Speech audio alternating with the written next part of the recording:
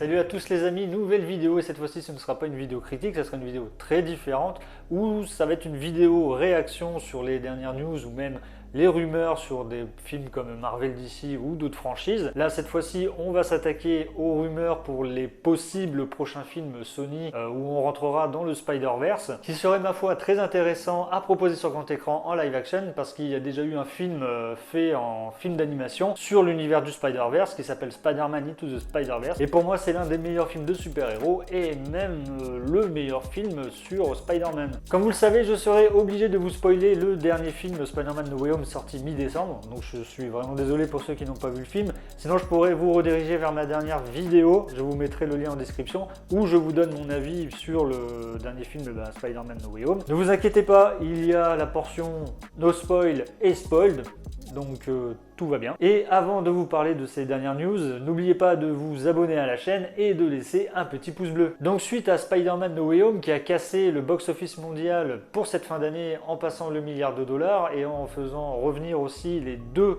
anciens Spider-Man avec Tobey Maguire pour la première trilogie et Andrew Garfield avec The Amazing Spider-Man, qui est pour moi le meilleur Spider-Man. Alors après, je n'ai rien contre la version de Tobey Maguire, il est très bon dans ce rôle, il a un très bon personnage, j'ai beaucoup aimé les films. Après, j'ai même grandi avec ces films, mais je préférerais toujours la version d'Andrew Garfield pour The Amazing Spider-Man 2, parce que pour moi, l'interprétation d'Andrew Garfield pour Spider-Man est très bonne, et pour moi, c'est l'incarnation même du personnage. Et donc, les rumeurs annoncent un troisième volet pour The Amazing Spider-Man 3, donc ça doit faire 8 ans que Sony avait abandonné le projet.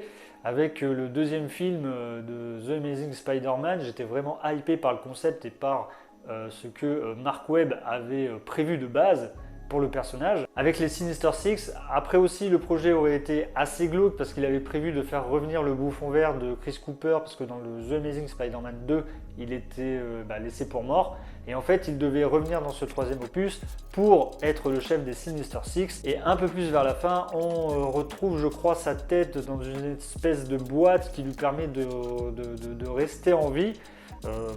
Même avec la tête coupée, qui aurait divisé pas mal de fans avec ce concept du bouffon vert. Donc au moins on pourra dire que c'est assez original de sa part. Toute l'intrigue aussi sur le mystère de la disparition des parents de Peter Parker et aussi pourquoi le père de Peter Parker a conçu une araignée qui pouvait transmettre ses pouvoirs qu'à Peter Parker. Donc voilà, mais voilà, du fait que la plupart des gens n'ont pas trop aimé ce film et qu'il n'a pas fait un très bon box-office, alors que les gens ont tendance à oublier que les deux The Amazing Spider-Man ont quand même proposé des scènes et des moments plus intéressants que pour la trilogie de Tom Holland, qui pour moi est quand même très discutable. Alors après, il y a des gens qui ont quand même beaucoup aimé cette trilogie, je ne juge pas, mais comme on dit, il en faut pour tout le monde. Donc je suis plutôt content que Sony relance la franchise The Amazing Spider-Man. Alors après, voilà, il faut y prendre avec des pincettes, parce que ce ne sont que des rumeurs, donc faut pas trop s'emballer. C'était un personnage plutôt très intéressant et son évolution n'était pas tout à fait terminée parce qu'il vient quand même de sortir une grosse perte avec la mort de Gwen Stacy qui est son premier amour. On sent aussi que son histoire n'était pas terminée parce qu'il devait sortir je crois 4 films et 2 spin-offs et il devait introduire des méchants et tout pour ensuite faire les Sinister Six. Et aussi son véritable amour, Mary Jane, devait être prévu dans ce troisième opus de The Amazing Spider-Man. Après voilà, vraiment ce The Amazing Spider-Man 3 devait être un gros projet pour Sony. Donc pour moi, je suis pour le retour de cette franchise-là de Sony. Après, pour moi, il faut que ce soit le même réalisateur qui continue à faire les films.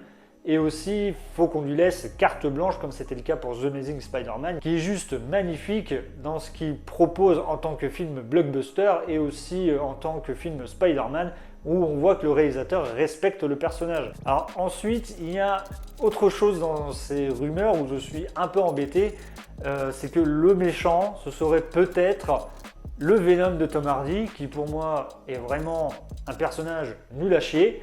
Je trouve que ces deux films n'apportent rien au personnage, il n'a aucune évolution et ces films sont vraiment plats et il se passe pas grand chose. Donc voilà, donc à voir, j'espère que si c'est Mark Webb, le réalisateur du prochain The Amazing Spider-Man, j'espère qu'il va essayer de redorer le blason de ce personnage qui pour moi dans les deux films le ridiculise plus qu'autre chose. Voilà, j'espère que Mark Webb va essayer de faire quelque chose. En tout cas, je pense qu'il ne pourra pas faire pire que les 2 films Venom. La deuxième rumeur pour un film dont j'ai écouté, ce serait l'hypothèse de retrouver Gwen Stacy en Spider-Gwen, venu d'une autre terre, vu que maintenant le multivers est lancé et que Spider-Man No Way Home nous a montré la voie. Donc on retrouverait Gwen Stacy, toujours jouée par l'excellente actrice Emma Stone. Après, pour moi, cette rumeur, c'est du 50-50, parce que je serais super intéressé de voir cette version de Spider-Man, plutôt appelée Spider-Girl, venue d'une autre terre. On voit que Sony veut jouer avec le multivers et aussi les différents Spider-Man pour peut-être faire un jour un Spider-Verse. C'est ça qui va être plutôt cool et original, c'est que ça va être la première fois qu'on aura un film Spider-Man mais en version féminin. Ça va permettre aussi à ce personnage de se faire connaître aux yeux du grand public, déjà qu'il a été mis plus en avant dans Spider-Man Into the Spider-Verse. Et c'est ça le problème, c'est qu'il est dans le film de Spider-Man Into the Spider-Verse. On connaît grosso modo son origin story et aussi le personnage va être plus développé dans Spider-Man Into the Spider-Verse 2 qui au passage va être excellent rien qu'avec les premières images qui nous a été montrées il y a quelques mois. Et voilà, je serais super intéressé par le projet mais ça va me gêner un peu aussi parce que pour moi la plupart des gens vont être perdus parce qu'il va y avoir 2 personnages développés en même temps dans 2 univers différents. Donc ça pourrait perdre pas mal de gens.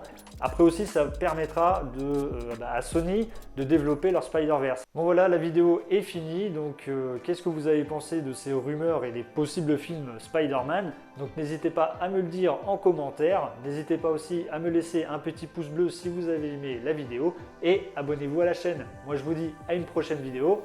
Ciao!